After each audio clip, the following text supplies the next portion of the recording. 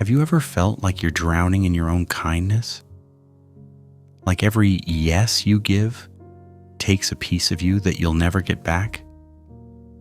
What if I told you that the thing you think makes you good is actually the thing that's destroying you? This is the story of a young man who said yes to everyone except himself. And one day, something inside him finally broke. This story will change how you think about being nice. Stay with us till the end to find out what happened. Marcus. He was a 29-year-old graphic designer in Portland, and if you asked anyone who knew him, they'd tell you he was such a sweet guy. He was the friend who never said no, the colleague who always covered shifts, the son who called his mom every Sunday, even when he was falling apart. But inside, Marcus felt like he was carrying a weight that kept getting heavier. He was tired in a way that sleep couldn't fix, and late at night, when everyone else was offline, he'd sit in the dark and wonder if anyone would even notice if he disappeared. Every morning started the same way. The alarm would scream at 6:15 a.m., and Marcus would lie there in the cold bedroom staring at the ceiling, feeling like he'd already lost before the day even began. He'd check his phone and find dozens unread messages, favors, requests, quick questions that always took an hour. At work, his desk became everyone else's dumping ground. Marcus, can you fix this? Marcus, can you take over my project? And every time he'd smile and say, yeah, no problem. By lunch, his own deadlines were drowning. He'd come home to an empty apartment that felt more like a waiting room than a life. He'd scroll through social media and see everyone else living, traveling, laughing, thriving, and he'd think, what's wrong with me? He didn't know it yet, but he was about to hit a wall. It happened on a Tuesday in March. Marcus had been awake for 19 hours finishing a logo redesign for a client who kept changing their mind. When he finally sent the files at 2 a.m., they replied in 6 minutes. This isn't quite what I imagined. Can you redo it by tomorrow? Something inside Marcus cracked. Not like anger, more like silence. The kind that comes when noise finally stops. He walked to his bathroom mirror and looked at himself under the fluorescent light. His eyes were hollow. His face looked 10 years older than it should. And for the first time in his life, he asked himself the question he'd been avoiding. Is this really my life? The answer came fast and clear. Yes, this was his life. And he was the one who built it. Every yes he thought was kindness was actually fear. Fear of conflict, fear of rejection, fear that if he stopped being useful, he'd stop being loved. Marcus didn't have a breakdown. He didn't quit his job or move to Bali or burn his life down.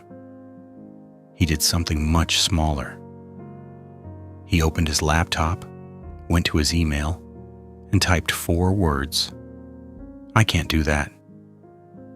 He stared at the screen for 3 minutes. His hands were shaking. Then he hit send. The client replied an hour later. They weren't happy, but they found someone else. And the world didn't end. That's when Marcus realized something. It wasn't motivation that changed him. It wasn't a speech or a book or a breakthrough moment. It was a decision to stop treating his life like it belonged to everyone else. The next week was harder than he expected. His friend Sarah asked him to help her move on Saturday, and when Marcus said he couldn't, she went quiet. Oh, okay. I thought you were free. The guilt hit him like a wave. Read that again. the guilt. For days, Marcus felt like he'd done something terrible. He replayed the conversation over and over, wondering if he should apologize. Part of him wanted to text her and say, "Actually, I can help." But he didn't. And Sarah moved without him. And their friendship didn't end. This is the part most people miss. Saying no doesn't kill relationships. It kills expectations. And some people won't like it. But the ones who stay, those are the real ones.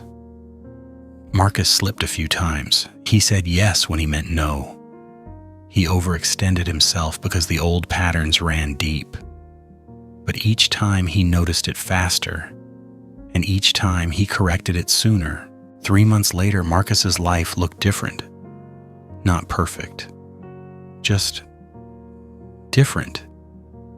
He started saying no to clients who disrespected his time, and the ones who stayed paid him better. He set a boundary with his mom about Sunday calls. "I love you, but I need Sundays for myself." And after one tense conversation, she respected it. One Friday night, his coworker Brian asked him to cover a shift so he could go to a concert. Marcus said, "I can't. I have plans." Brian shrugged and said, "No worries, man." And that was it. Don't skip this. The people who respect your no are the ones worth keeping. Marcus started going to the gym at 7 a.m. Not because he wanted to be shredded, but because it was the 1 hour of the day that was his. He stopped answering texts after 9 p.m. He stopped apologizing for things that weren't his fault. People noticed. His sister told him he seemed lighter. A friend said, "You've changed. In a good way." Even his boss started treating him differently with more respect, less assumption. 6 months after that 2 a.m. moment in the bathroom, Marcus ran into Sarah at a coffee shop. She smiled and hugged him. "I'm sorry I was weird when you couldn't help me move," she said. "I was being selfish. You seem really good now." Marcus realized something in that moment. The person he used to be would have apologized, would have said, No, I should have helped." But the person he was now just smiled and said, "Thanks, I am good." He wasn't perfect. He still slipped sometimes. But he was no longer living a life designed by other people's needs. He was building something that belonged to him. Before, Marcus was nice. Now he was kind. And there's a difference. Here's the lesson. Being nice is saying yes when you mean no. Being kind is respecting yourself enough to be honest. If you're watching this, you're probably exhausted. You're probably giving more than you have. You're probably afraid that if you stop, people will leave. But here's the truth. The ones who leave when you set boundaries were never there for you. They were there for what you could give them. You don't need permission to take your life back. You just need to decide. One small no, one honest boundary, one moment where you choose yourself. That's where everything changes.